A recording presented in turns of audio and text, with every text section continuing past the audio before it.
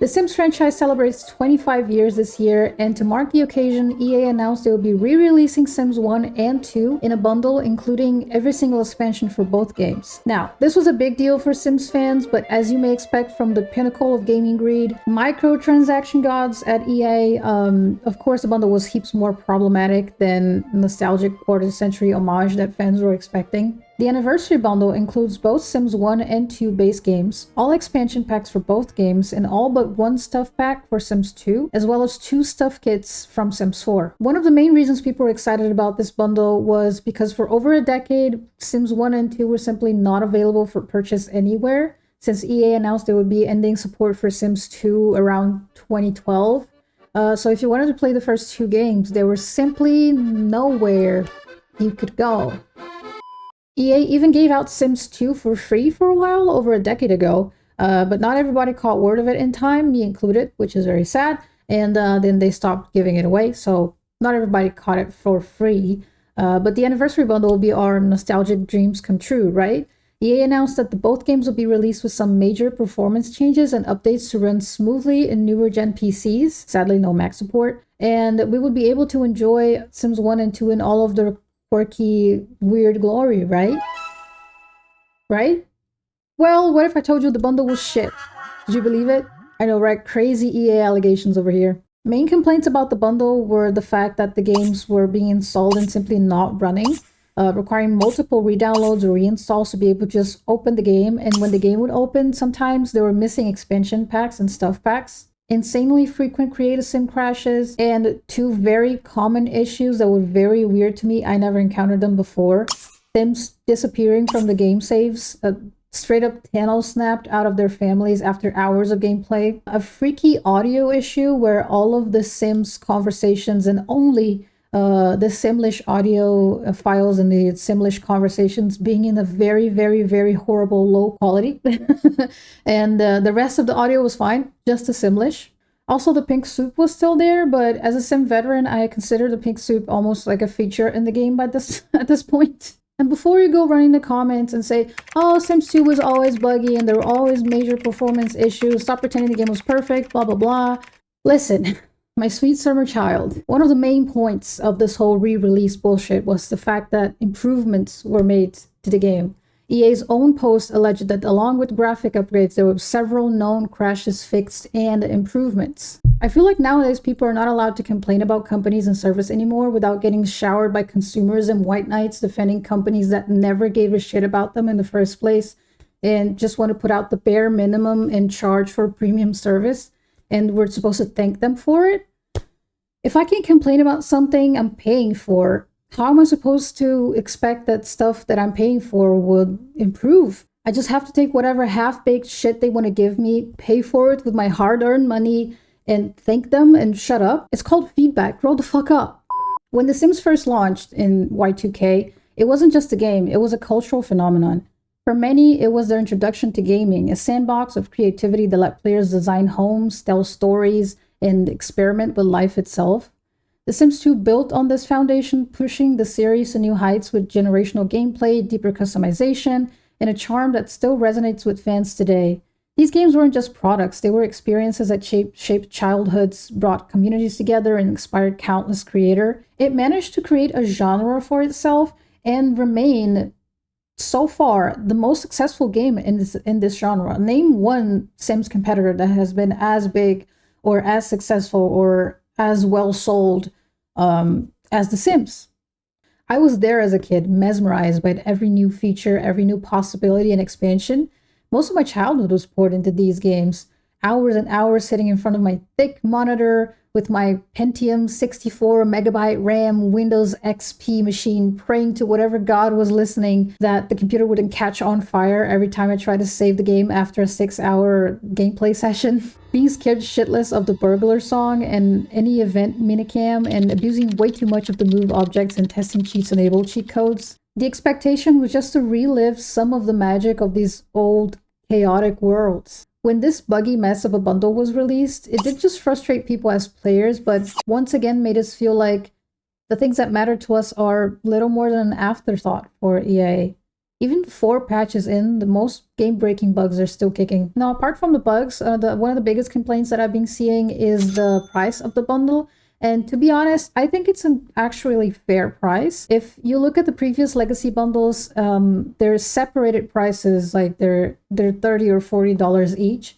So the price of the bundle as a whole, I think it's a pretty good deal, actually, if it actually worked. Now, I don't want to deviate much from the subject, but I couldn't make a Sims video and not mention the whole issue with Sims 4 being simply the worst game in the whole franchise. If you're interested, there's an awesome video on the history of the development of Sims 3 and 4 by this creator right here. I'm going to put it on the screen, and I'm also going to share the link in the comments. If you're interested on that, it is a really good video, and you should definitely check it out. But to me personally, Sims 2 is the best game in the franchise, followed very closely by Sims 3. It really is between Sims 2 and 3 for me, but the originality and diversity of experiences of Sims 2 definitely takes the cake.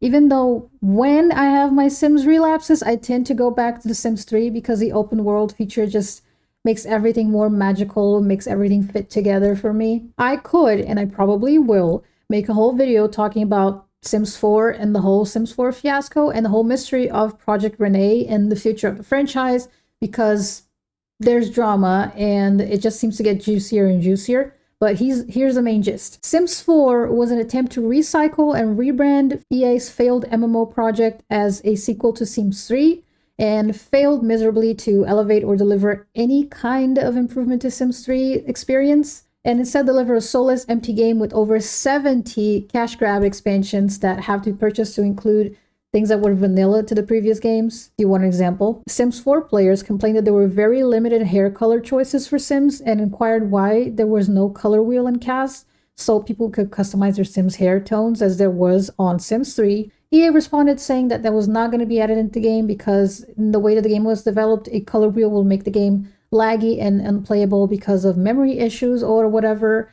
And later they released their pets expansion where people could customize their pet's fur to the colors that their heart desired with a color wheel. And when they were asked about why not add the same color wheel for people's hair that you add for pets' fur, which is basically hair, it should be mainly similar features, EA insisted that still not going to happen. That's just one example. As Sims 4 is a whole can of worms I'm not going to open today. EA could have used this opportunity to remind players why they fell in love with the Sims franchise, and instead they just left people questioning if the franchise's legacy truly matters to them. Honestly, I don't know at this point what EA can do to repair their reputation as one of the most greedy and careless gaming companies out there. Apart from obviously fixing the game people already bought and making it playable, that would be a good start. That being said, will you buy the anniversary bundle? Not gonna lie, I feel very inclined to buy it, even though it pains me to give any penny to EA at this point. It's just simply to satisfy my inner child's dream of playing Sims 1 and all of its expansions. I was too broke at the time to buy. And I only have Making Magic and was and still am obsessed with the soundtrack. I listen to it to this day. And for Sims 2, I only had Open for Business and Pets, and did I play the f out of them? Oh my god. I might just wait a bit longer to see if they actually fix some of the major game-breaking stuff, if they're even planning to do that, to be honest. The game industry as a whole is going through a rough time right now, and bigger companies are doing a lot of mistakes. So I am basing most of my content on it, to be honest. All I do is come here and complain about games. But I'm really glad that I was able to talk a little bit about The Sims in the video, because it was something that I was waiting to do for a very long time in my channel. I was waiting for the right time, for the right moment, for the right subject to talk about it, and it seemed very fitting right now. The Sims is a big part of my life, I guess, and one of my biggest passions in the whole gaming experience of my life. And yeah, I have a lot more to talk about. I have a lot more about The Sims to rant about, and also there is a competitor to The Sims coming out in March, hopefully. They've been delayed already. It was going to come out in February, but now they say it's coming out in March. And I am working on a video talking about everything we know about it. It's called Enzoy, and you might have heard about it if you're into The Sims. And it looks pretty solid. So stay tuned for a video talking about everything we know so far about this new Sims competitor that might take Sims 4 down, to be honest, with all the bad stuff that they've been doing with the game. Also, fun fact, did you know that if you want to buy The Sims 4 and all of its expansions and stuff packs, you would spend over $1,600? Yeah, crazy, right? I only have Sims 4 base game. I probably played it for like 3 or 4 hours max, and I was like, yeah, no thanks. I'm going back to The Sims 3, and I play that ever since. But yeah, tell me in the comments, did you play The Sims 1 and 2? What were your favorite expansions? Mine are always the pets expansions because I just love horses and cats and dogs. So I always try to play The Sims with that included. But Open for Business was honestly one of the most revolutionary expansions in my opinion for Sims 2. And Making Magic was just near and dear to my heart. And yeah, I want to know from you, what are your favorite expansions or favorite little fun facts or stuff in the game? And do stay tuned for my next video talking about Inzoi and my probably future video talking trash on The Sims 4. I would appreciate to know you guys' opinions also in the comments, because that would be very relevant for a video on The Sims 4 to know what you guys think about it. And as always, thank you so much for watching. Thank you for listening and considering what I have to say. And thank you for the responses in the comments that I know are coming.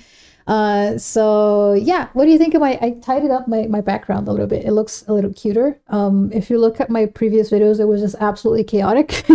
And you can't see the ground, but there's like trash all over the ground because I just took it out of the shelves. But anyway, don't forget to subscribe. Leave a like on the video. It helps the video a lot. Thank you so much for watching again, and I hope to see you in the next video. Bye-bye.